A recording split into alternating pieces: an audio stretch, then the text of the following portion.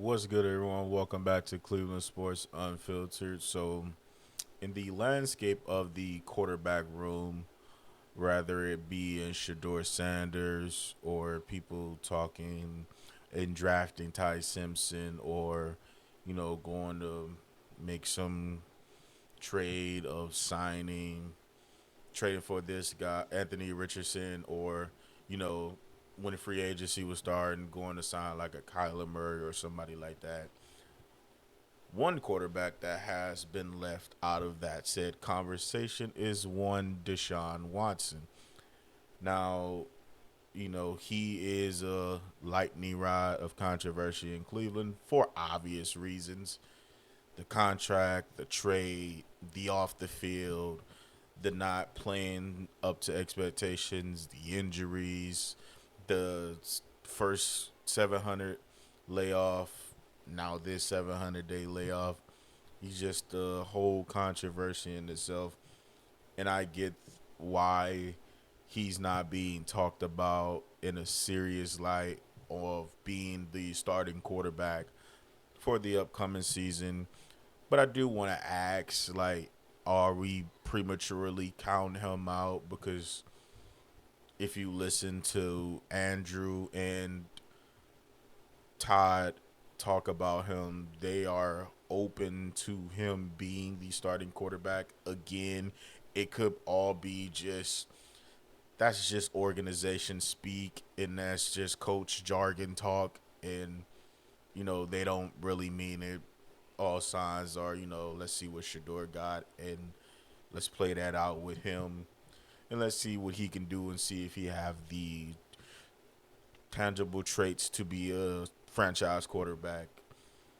But I do think we are leaving Deshaun out of the conversation. I can admit I did it myself. I don't think he's should be the starting quarterback, but if he does come in and learn the playbook faster, understand the playbook, if he actually looked like an NFL quarterback again, which I know most of us doesn't think because he's post two Achilles injuries.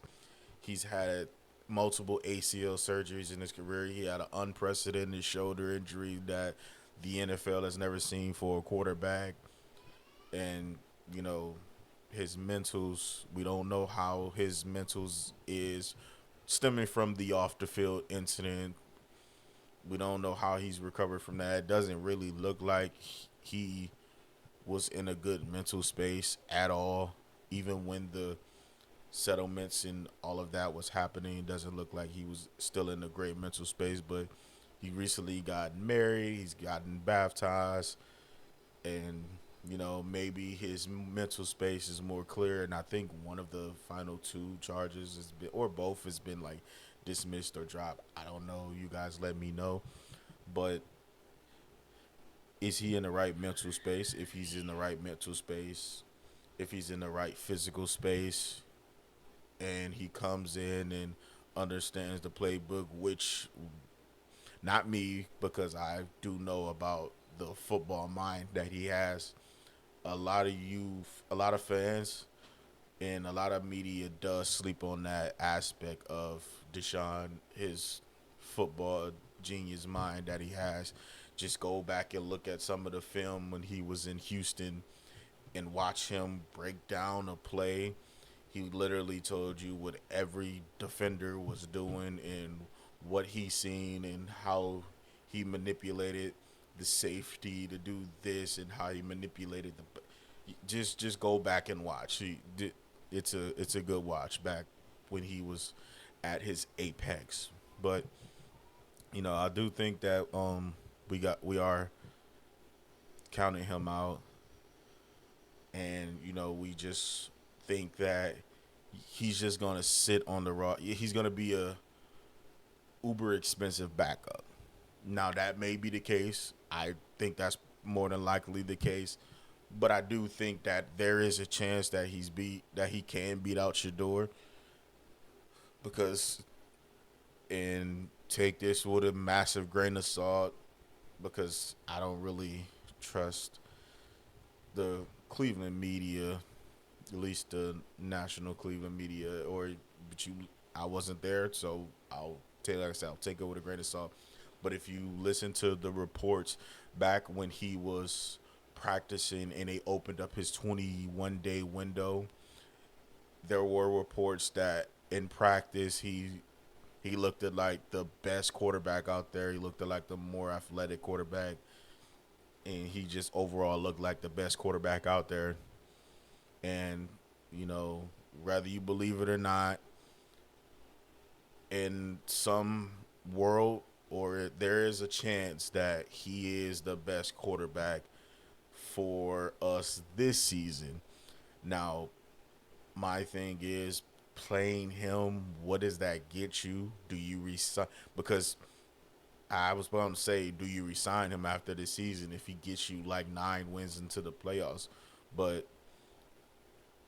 there is this clause in his contract that next year if he's on the team, that not this upcoming year but the year after, if he's on the team, his like roster bonus is like a fucking outrageous number. And I don't think, and I know he's going to be a post June 1st cut, so I don't think he's going to be the long term answer, which is why I don't see why playing him makes any sense for the Browns. But like I said, I can see them just, hey, we trying to win games, because Todd, we got to remember, Todd Monken is 60 years old. This is his first time as a head coach. Most head coaches only get one or two cracks at it. And if Deshaun can help him, if he feel like, hey, I see something in him, if he comes in the offseason and he's killing it and he's undeniable, as an organization, they will do themselves a disservice by playing Shador and not playing Watson, if Watson is definitely the definitive best quarterback, not only in on the field but in the meeting rooms and all of that, important stuff that matters to the team. Leadership, I don't know, but the guys really don't. There's no leaks or anything about him being a bad guy in the locker room or anything like that. I don't know how the guys feel about him in the locker room, but there are reports, and you see them interacting on the sideline, that him and Shador has a good relationship. So I think both of them guys will definitely be welcoming, but they have no choice but to be welcoming in of a open quarterback competition. And as fans, yes, we may not like it, and yes, we may think that it doesn't serve the team any purpose in the long term for playing him. But if we want to win games and keep the veterans of the team like a Miles Garrett and Denzel Ward happy to try to contend for a Super Bowl, they may even think that, hey, he has nothing. But if he, like I said, if he comes in and proves himself in the film room, in the meeting room, and he proves himself on the field, and it's undeniable to Todd Monken, because again, he's on the win now stage. He's not a spring chicken anymore. He's not a spring chicken. He's an older guy, and this is his first crack at it. And I know he's gonna want to win. And Jimmy Haslam told us we need to win. Andrew Berry told us we need to win. So if he's undeniable or undeniably the best quarterback in the room, then I feel like it'd be a disservice as Browns fans to, root against that. I'm all for winning. Whoever helps us win, I try my best. I'm not perfect at it, but I try my best to leave my personal feelings out of it. And I'll ask you guys, you wonderful people, that to try to leave your personal feelings out of it, and be more, thinking about the team, and want the team to have success or anything like that.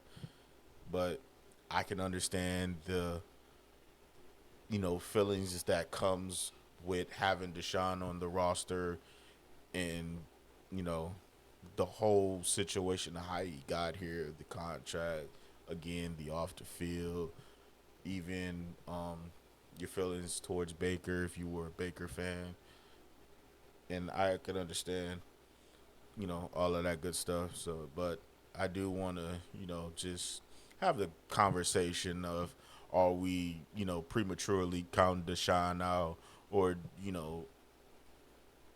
is the organization just giving us lip service, and are they, just planning on Shador being the guy and Deshaun being the uber expensive fucking backup, and cutting him in next off season, and just either going with Shador, getting the quarterback, but either way he's gonna be gone no matter how he plays. In my opinion, good or bad, Deshaun is gonna be gone.